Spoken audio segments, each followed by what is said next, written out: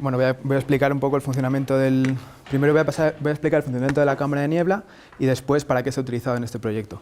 Me gustaría dar las gracias a Santiago Velasco, que ha sido el tutor que he tenido tanto en el proyecto como en el TFG, y también a Alejandro del Mazo, que nos ha ayudado a la hora de la realización.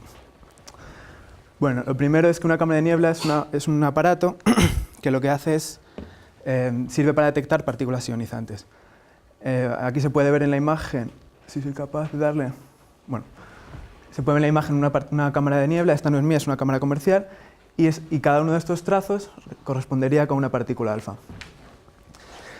Entonces, el funcionamiento de la cámara es el siguiente. Consiste en la sobresaturación de un vapor, en este caso se utiliza un alcohol, y cuando una partícula alfa pasa a través de ese vapor, crea una sobresaturación que hace que el resto del vapor se condense en esa zona, permitiendo ver el trazo de la partícula. Entonces, los objetivos del proyecto. La idea era contar las partículas alfa a través de este conteo somos capaces de deducir la concentración del radón en el aire. Y por otro lado, queríamos hacer una cámara que fuese fácil de transportar y que permitiese hacer mediciones instantáneas. Otras formas de medir la concentración del radón es mediante unos dispositivos que se instalan en el interior de las casas y tienen que estar funcionando durante una media de unos 6 meses más o menos. Entonces, la diferencia con nuestro prototipo es que permite un conteo instantáneo. O sea, podemos tener una medición de radón en unos 10-15 minutos y lo podemos hacer tanto en el interior como en el exterior de una vivienda. Y luego, por otro lado, queríamos hacer que fuesen materiales asequibles. Durante el proyecto se llevaron a cabo dos prototipos, este es el primero de ellos, y luego se llevó a cabo uno más grande, que es con el que se hicieron las mediciones al final. La cámara de niebla funciona de la siguiente manera. En esta primera, bueno, casi lo voy a enseñar, ya que lo he traído. Tiene un contenedor en el cual se introduce lo que va a enfriar el gas, que en este caso sería nitrógeno líquido. El nitrógeno líquido se pondría aquí. Tenemos que ser capaces de hacer que el nitrógeno no entre en la cámara y sin embargo sí que se produzca el descenso de la temperatura. Después, sobre la superficie del nitrógeno se coloca una placa que sea capaz de conducir la temperatura y aquí se introduce el alcohol, donde se va a formar la nube del alcohol. Sobre esta superficie es donde se van a ver posteriormente las partículas. En la imagen que veíamos al principio sería esta imagen. Las partículas se verían sobre la superficie negra del fondo.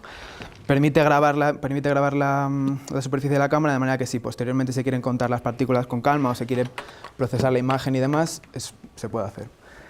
Bueno, estas son las ventajas del primer prototipo que se utilizó. El problema que teníamos con este prototipo es que era demasiado pequeño para medir. Entonces, si queríamos tener más superficie para ser capaces de hacer una estadística mejor, tuvimos que ampliar la superficie. Entonces se llevó a cabo este segundo prototipo, que es básicamente lo mismo, lo que pasa que con una superficie más grande. El problema es que a la hora de ampliar la superficie sucedieron muchos problemas, sobre todo teniendo en cuenta la iluminación de la superficie, la temperatura. Al haber más volumen de nitrógeno era más difícil controlar que no hubiera fugas.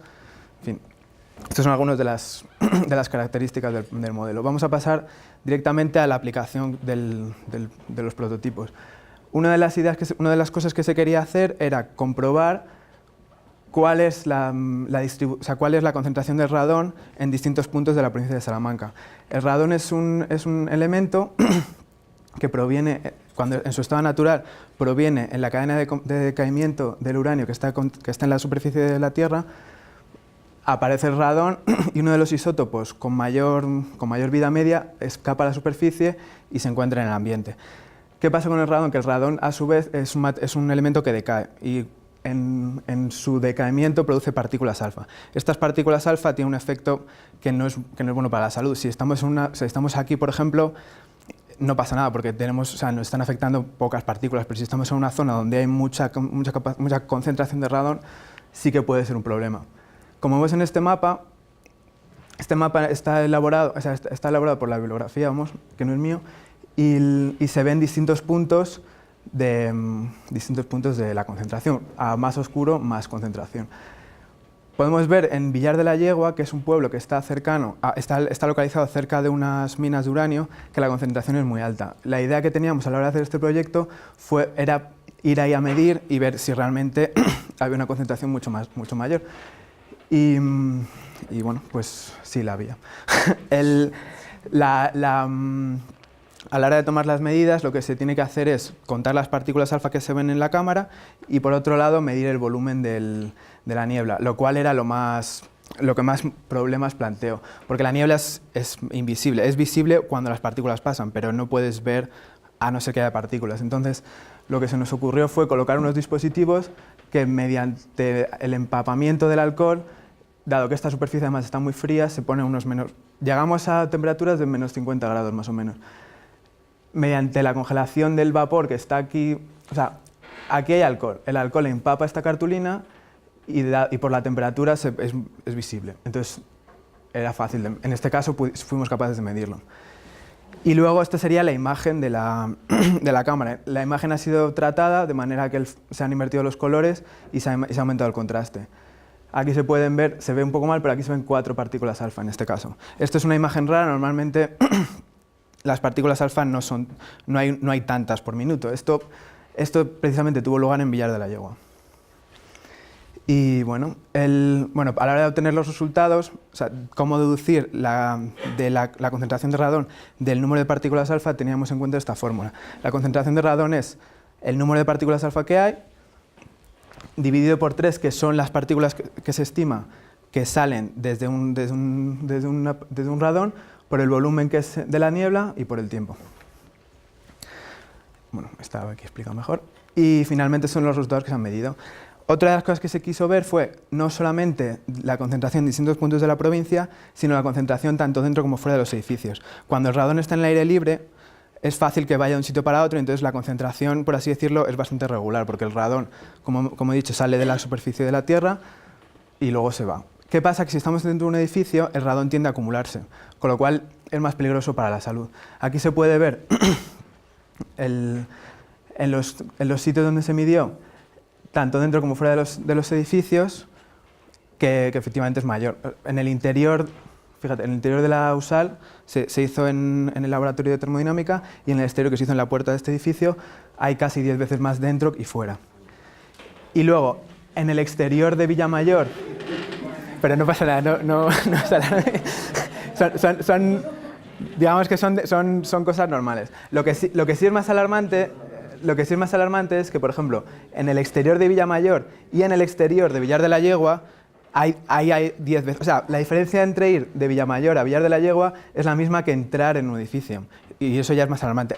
Obviamente no pude, bueno, quizá lo podría haber hecho, podría ir a casa de un vecino de Villar de la Yegua y decirle, le importaría que midiese aquí el radón, pero bueno, no lo hice. Si se midiese en el interior de Villar de la Yegua, posiblemente obteníamos una medida muy superior. Y de nuevo, la medida que se vio en el anterior mapa refleja una medida de más de 400. Nosotros hemos medido 200 dentro de o sea, en el exterior, y esa medida está hecha en el interior de un edificio. Con lo cual yo creo que sería interesante en un futuro medir dentro de Villar de la Yegua con este método. Aquí se ve lo que explicaba anteriormente, como el uranio produce el radio, luego después produce el radón, y el radón escapa, y cuando está dentro de la casa se queda atrapado. Y bueno, se vio lo que acabo de explicar, que hay un factor 10 tanto dentro como fuera, y hay un factor 10 también, bueno, 9, entre un sitio y otro, entre las zonas, por así decirlo, con mayor influencia. Y bueno, las conclusiones fueron que fuimos capaces de construir las 2 cámaras de niebla, vimos más o menos cuáles eran los problemas que podían suceder a la hora de construir los prototipos, cuáles son los puntos, por así decirlo, débiles, los puntos fuertes, para que futuros prototipos ya más especializados pueden ser construidos quizá con más cuidado, con materiales mejores, etc. Y bueno, pues es todo. Muchas gracias.